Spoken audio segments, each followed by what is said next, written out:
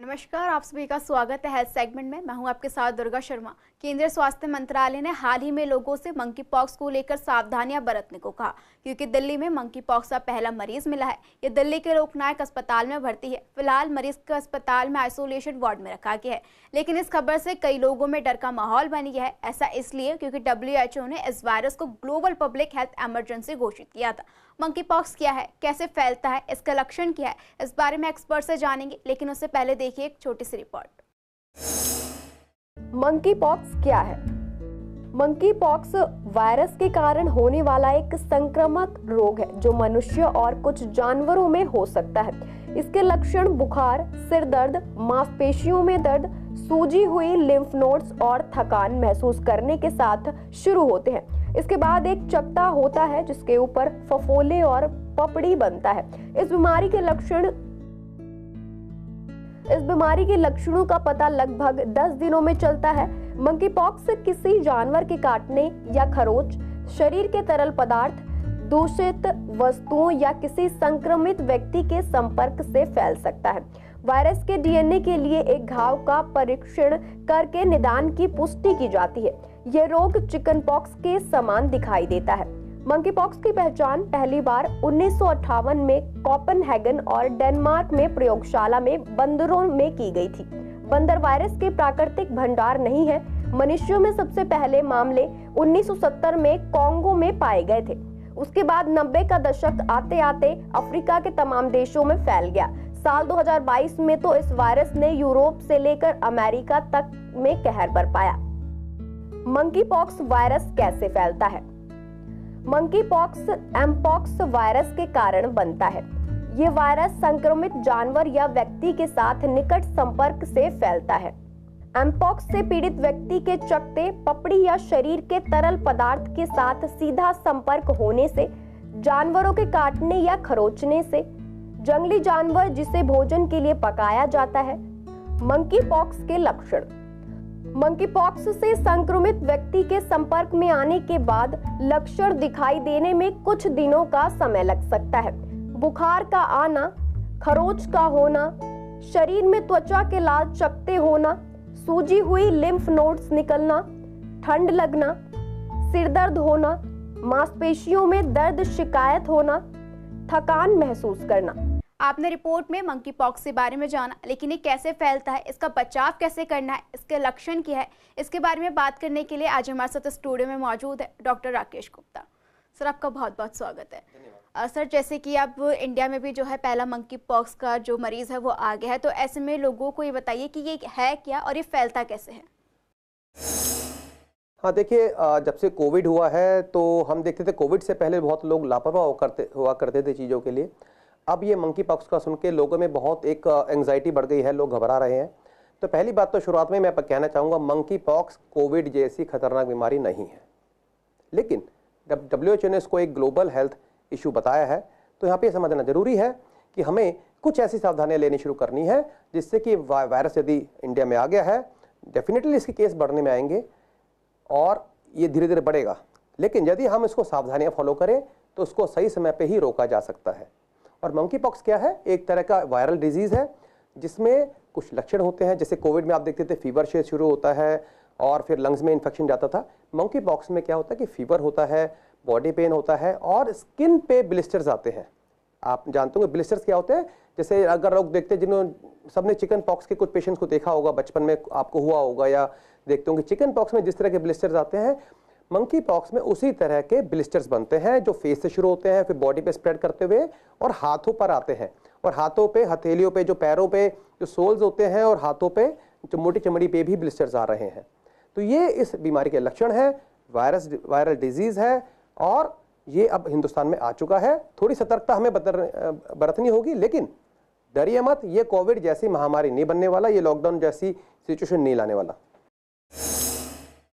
जी बिल्कुल, सबसे पहले तो आपने लोगों का डर ही खत्म कर दिया है कि कोविड की तरह महामारी नहीं है, तो लोगों को सावधानियां बरतनी है, पर ध्यान भी रखना है, इतना डर का माहौल बनाने की जरूरत नहीं है। तो ऐसे में जिस तरीके से कोविड के स्ट्रेन थे, तो जो मंकी पॉक्स आए, क्या इसके भी स्ट्रेन है? हाँ, देखिए, अच्छी बात क्या है कि मंकी पॉक्स DNA वायरस है।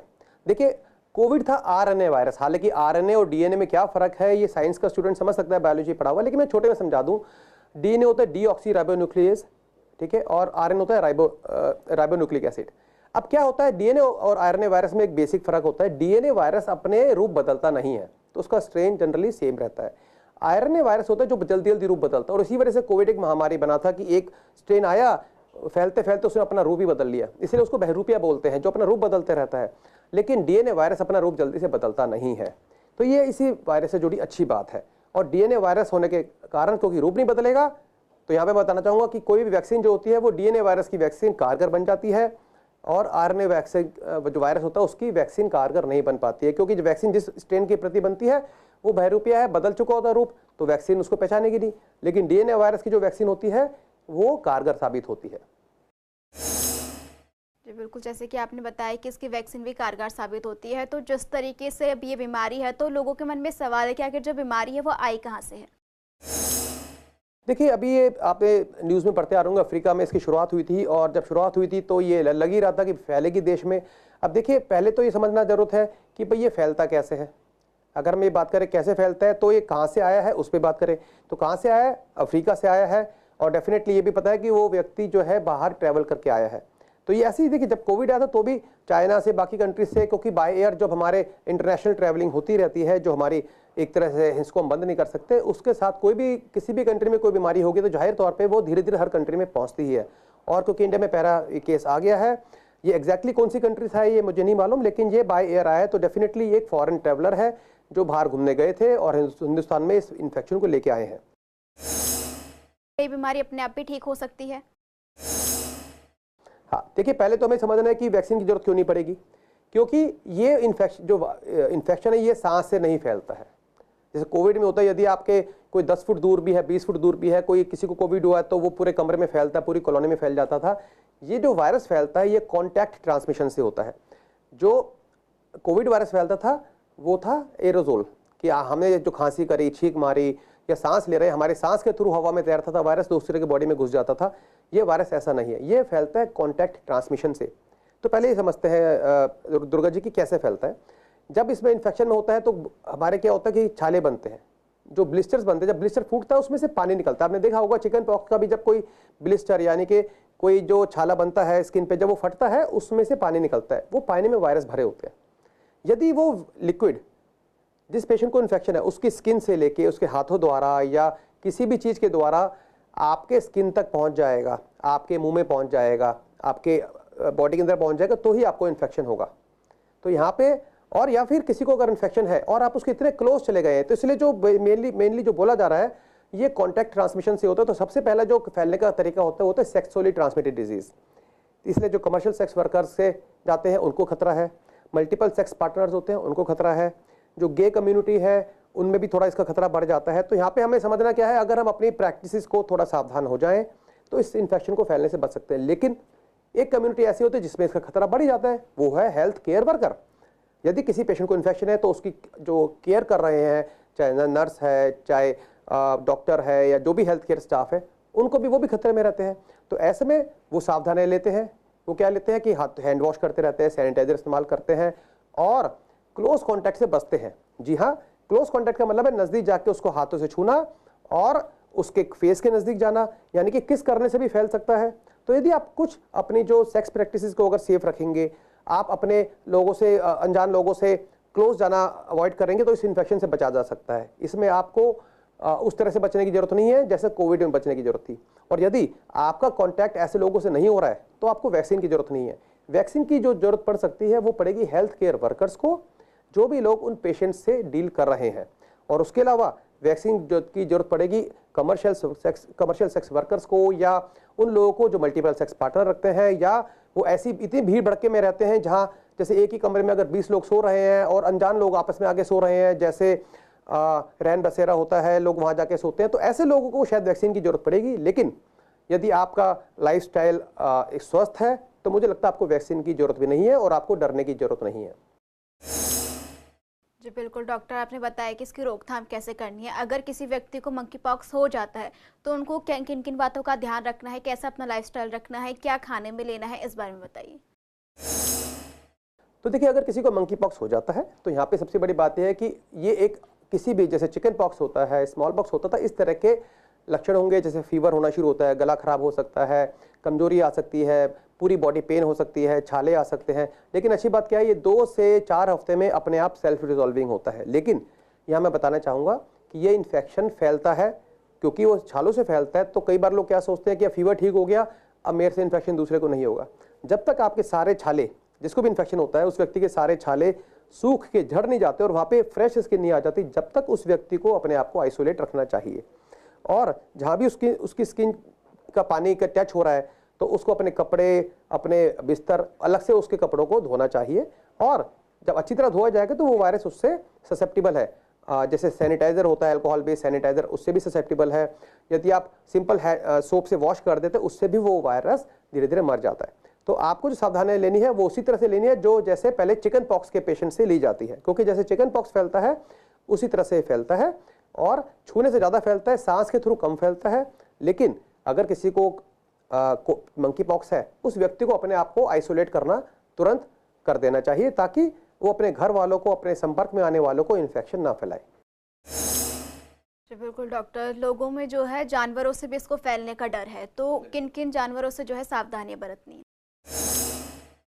देखिए, अब मंकी पॉक्स है, नाम में ही मंकी जुड़ा हुआ है, तो कोई भी किसी भी तरह के जानवर जो होते हैं, मेरा मानना है कि यदि आपके घर किसी भी कोई ऐसा एनिमल है जो यदि आपके पेट एनिमल्स है या वाइल्ड एनिमल्स हैं, जो कि अगर आपके पास फॉर एग्जांपल बंदर कई लोग पालते हैं, कुछ लोगों के घरों में रहते हैं।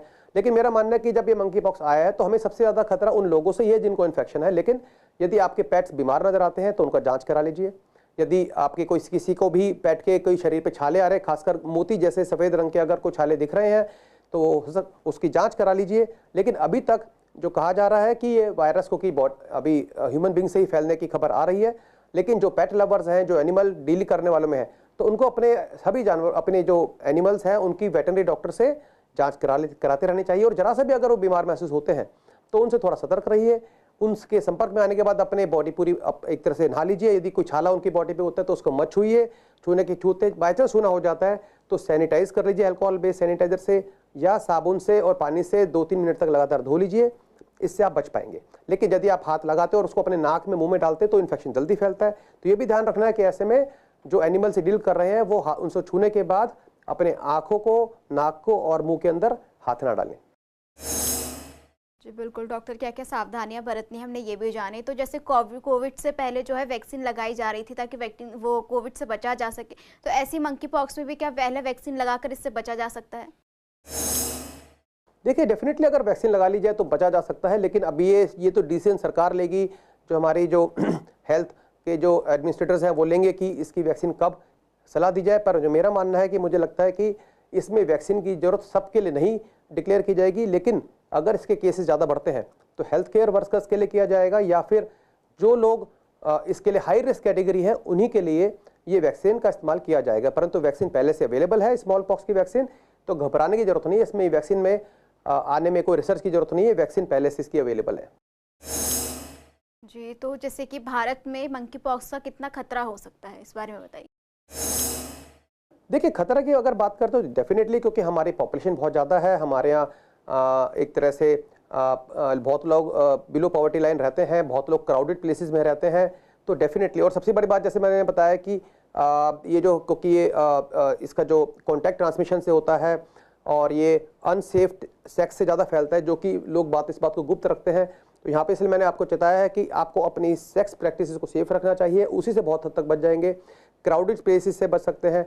अब जो लोग क्राउडेड प्लेसेस में रहते हैं, जैसे रैन बसेरे में रहते हैं या छोटे छोटे कमरों में कई लोग ज़्यादा रहते हैं, तो यदि एक भी व्यक्ति को इन्फेक्शन हो जाता है वो धीरे धीरे सबको फैलेगा, क्योंकि उनके बेडशीट है, कंबल है, जो टॉवल है, ज़्यादातर वो चीज़ें कॉमन भी यूज़ करते हैं। तो यहाँ पे अगर आप इन चीज़ों को पहले से सावधानी रखेंगे तो मुझे लगता है कि आपको वैक्सीन तक जाने की जरूरत नहीं पड़ेगी। लेकिन यदि आपको लगता है आप हाई रिस्क कैटेगरी में हैं तो वैक्सीन के लिए आप खुद भी चूज़ कर सकते हैं, इसमें कोई समस्या की बात नहीं है। तो डॉक्टर, जैसे कि यहाँ वैक्सीन की बात हो रही है, तो जो चिकन पॉक्स की जो वैक्सीन है वो कितना इसमें फ़ायदेमंद है? तो देखिए, चिकन पॉक्स की वैक्सीन को अवेलेबल बहुत मार्केट में अवेलेबल होती है, लेकिन चिकन पॉक्स की वैक्सीन से मंकी पॉक्स से नहीं बचा जा सकता। लेकिन स्मॉल पॉक्स जो बहुत पहले 1975 में ही उसको हम इरेडिकेशन मान लिया था कि एक तरह से उसको हम खत्म कर चुके हैं जड़ से, उसके लिए जो वैक्सीन होती थी वो वैक्सीन का असर देखा गया कि वो मंकी पॉक्स से भी बचाव काफी हद तक दिलाती है। तो चिकन पॉक्स की वैक्सीन से कंफ्यूजन बिल्कुल मत रखिएगा। स्मॉल पॉक्स की वैक्सीन, और स्मॉल पॉक्स की वैक्सीन जो है, जो चेचक हुआ करते थे, उसकी वैक्सीन को है जो अवेलेबल है मार्केट में, और लेकिन बहुत ज़्यादा अवेलेबल नहीं है क्योंकि वो इरेडिकेट हो चुका है। एक तरह से जो 1975 से पहले जो पैदा हुए हैं, आपने देखा होगा आपके बाजू पर एक निशान होगा स्किन का, जो स्मॉल पॉक्स की वैक्सीन उसमें कंपल्सरी लगा करती थी। परंतु तो जब से वो इरेडिकेशन हो गया उसका, तो अब बच्चों को स्मॉल पॉक्स की वैक्सीन लगाई नहीं जा रही है रूटीन में। लेकिन क्योंकि वो वैक्सीन पहले ही बहुत करीब 50 साल 60 साल पहले ही वैक्सीन बन चुकी है, उस वैक्सीन की अगर प्रोडक्शन बढ़ा दी जाएगी तो वो वैक्सीन आपको मंकी पॉक्स से भी काफ़ी हद तक बचाव दिलाएगी। थैंक यू डॉक्टर, आपने तो सारी जानकारी साझा की। धन्यवाद। तो दर्शकों, आपने देखा कि डॉक्टर राकेश गुप्ता ने हम सभी के साथ मंकी पॉक्स से जुड़ी बहुत सारी जानकारी साझा की। किसके लक्षण क्या है कि चिकन पॉक्स की तरह ही कुछ लक्षण मंकी पॉक्स में भी होते हैं। उम्मीद करती हूँ कि आप इन सभी बातों का ध्यान रखेंगे। फिलहाल आज के हमारे स्पेशल प्रोग्राम में बस इतना ही। आपसे फिर मुलाकात होगी एक नई जानकारी के साथ। तब तक अपने सेहत का ध्यान रखिए और देखते रहिए CCN लाइव।